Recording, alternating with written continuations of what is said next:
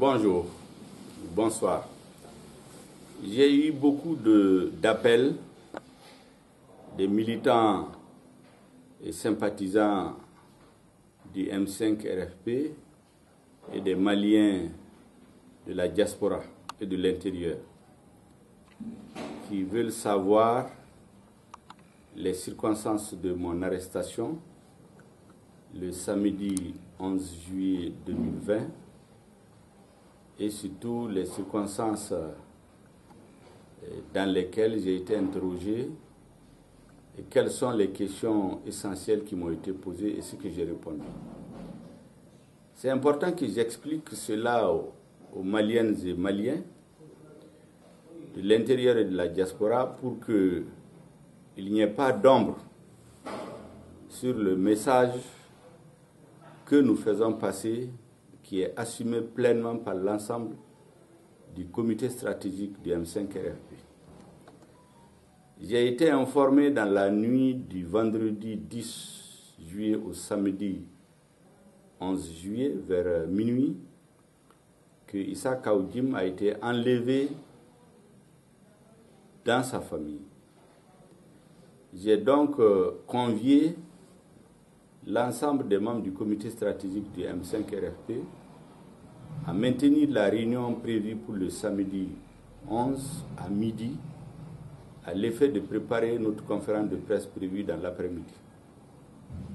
Le matin à 10 h, lorsque je m'apprêtais à aller au siège de la CEMAS, j'ai été informé que des forces de sécurité venues dans des sotramas, dans des véhicules banalisés, mais encagoulés et armés jusqu'aux dents, ont investi le siège de la CEMAS, ont cassé les vitres, ont cassé le bureau de l'imam Duko, le bureau de Issa Kaoudim, ont pris tout ce qu'ils pouvaient y prendre, ont gazé et bastonné tous les militants qui étaient là-bas et vidé les lieux.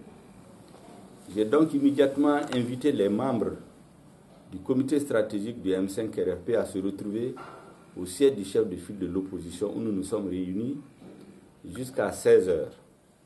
Nous avons élaboré notre communiqué numéro 1 dans lequel nous revenons sur les questions essentielles, sur les mots d'ordre du M5 RFP, en rejetant la responsabilité totale des casses, des incendies, des morts et des blessés sur le pouvoir.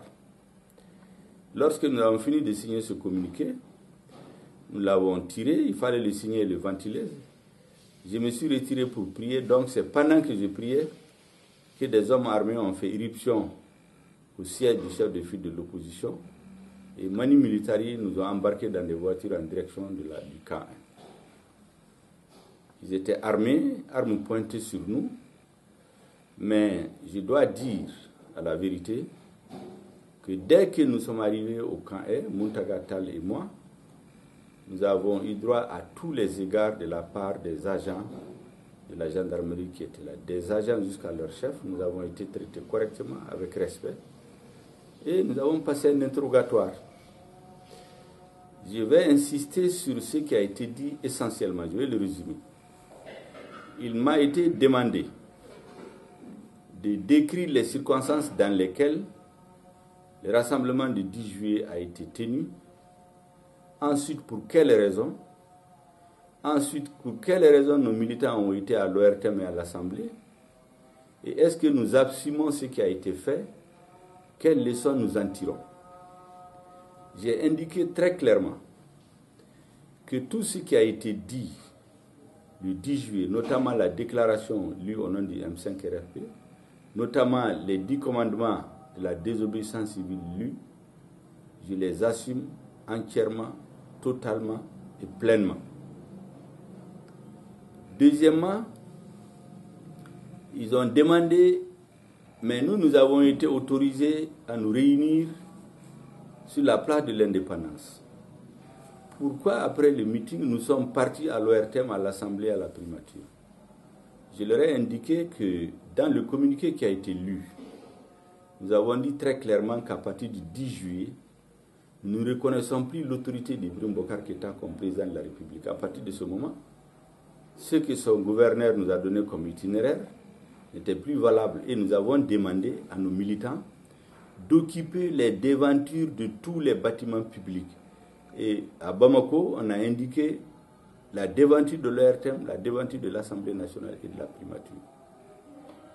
Deuxièmement, nos militants ne sont pas responsables de ce qui est arrivé. Pourquoi? D'abord, la masse de personnes qui est allée à l'ORTM, à l'Assemblée nationale et à la primature, s'il y avait une volonté de casser et de briser, on n'allait même pas trouver des cendres. Deuxièmement, lorsque nos militants sont arrivés devant l'ORTM, la masse ayant exagérément grossi, les lieux ne pouvant plus les contenir, certains occupaient la cour.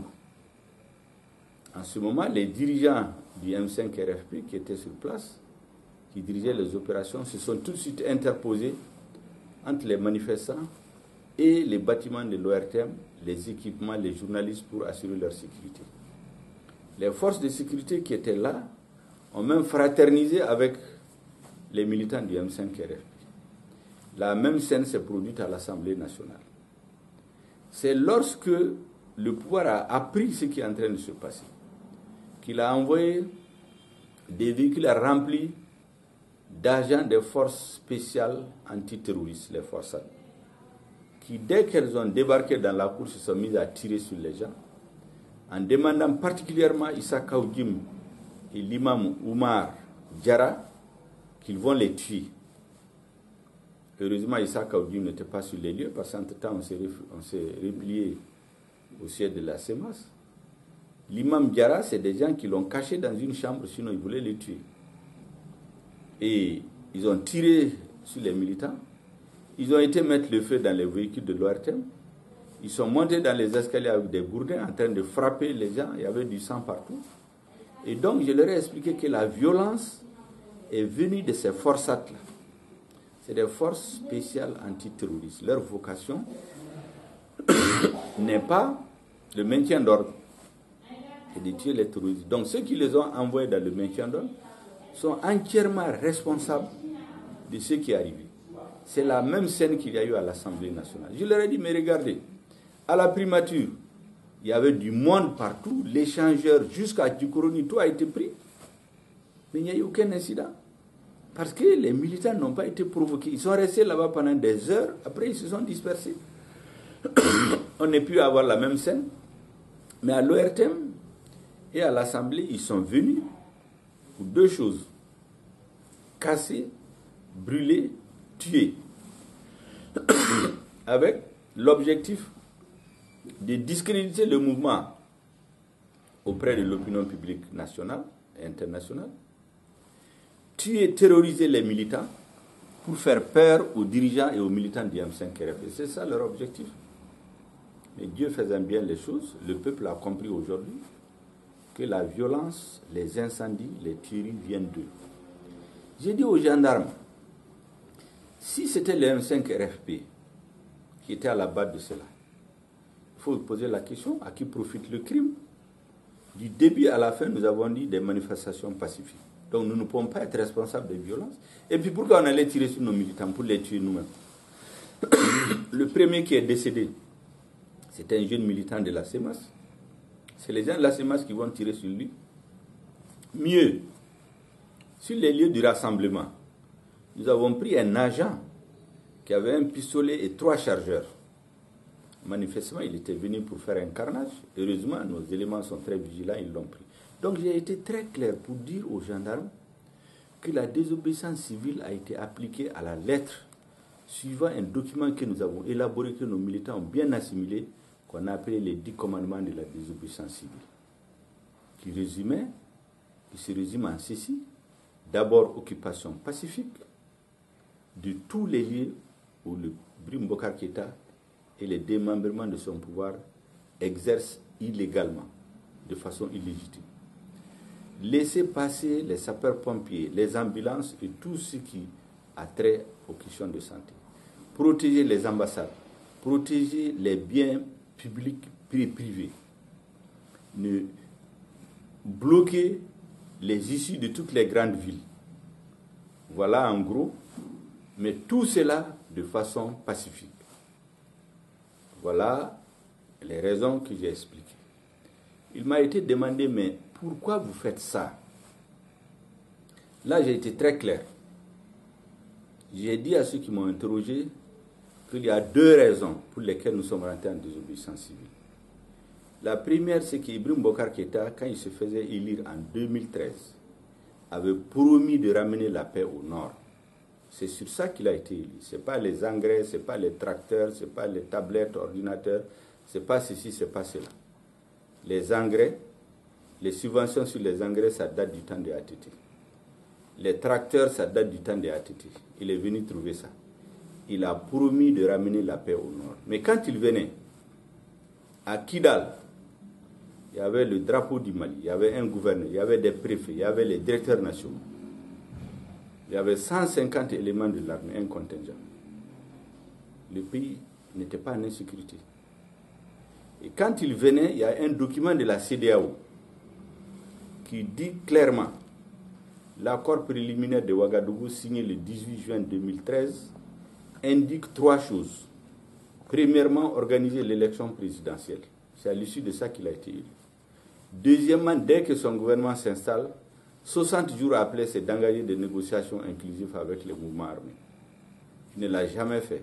Un mois après son investiture, il est venu dire à la télé qu'il ne négocie pas avec les mouvements armés. Troisièmement, c'est d'obtenir le désarmement et le cantonnement des rebelles. Il ne l'a jamais fait. Donc, dès le départ, il a trahi les engagements sur la base desquels il a été installé. Il est rentré dans un double jeu jusqu'à la catastrophe de Kidal. Le voyage de Mara, où nos militaires ont été assassinés, les administrateurs ont été assassinés, le drapeau du Mali a été descendu, l'État a perdu Kidal.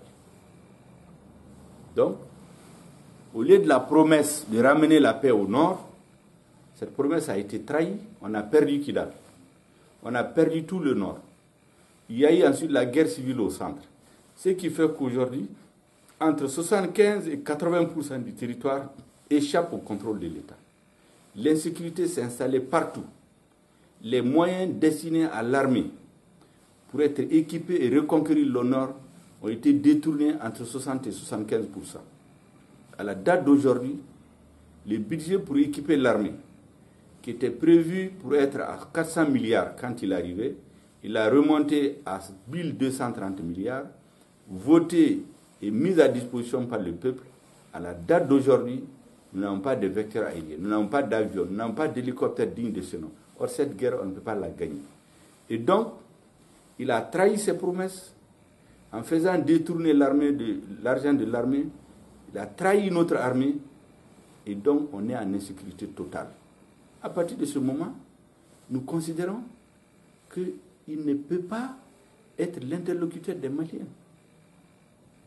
Ça, c'est sur le plan politique. Et quand il y a la trahison, le peuple ne peut pas accepter ça. Maintenant, on nous a dit qu'en demandant sa démission, nous violons la Constitution. J'ai été très précis devant les gendarmes. Je leur ai dit ceci. La Constitution malienne dit clairement que la souveraineté appartient au peuple. Le peuple vote par référendum une constitution. C'est dans cette constitution qu'il est inscrit comment on obtient la légitimité. Et c'est la légitimité qui engendre la légalité. La légalité n'est que la fille de la légitimité qui elle-même est l'enfant du peuple. C'est très clair. Il a prêté serment au moment d'entrer en fonction, de respecter et de faire respecter la Constitution. Et la Constitution dit que lorsque la forme républicaine de l'État est remise en cause, les citoyens ont le droit de rentrer en désobéissance civile. Donc ça, c'est la base des textes. Qu'est-ce que nous avons constaté? Premièrement, la violation de la Constitution par Ibrahim Bokar Keïta lui-même. J'ai donné deux exemples, je peux en donner beaucoup, mais j'ai donné deux pour que ça soit court dans cette vidéo. L'Assemblée nationale, la Constitution dit que les députés ont un mandat de 5 ans. Pas un jour de plus, pas de moins.